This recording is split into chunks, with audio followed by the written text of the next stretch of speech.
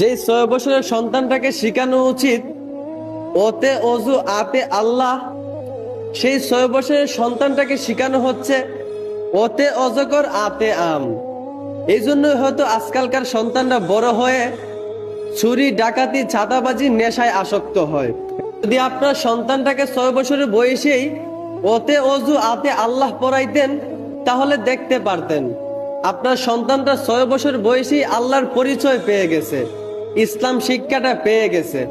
আর যেই সন্তানটা ইসলাম শিক্ষা পেয়ে যায় সেই সন্তানটা কখনো বড় হয়ে মা বাবার অবাধ্য সন্তান হতে পারে না, সেই সন্তানটা কখনোই নেশায় আসক্ত হতে পারে না।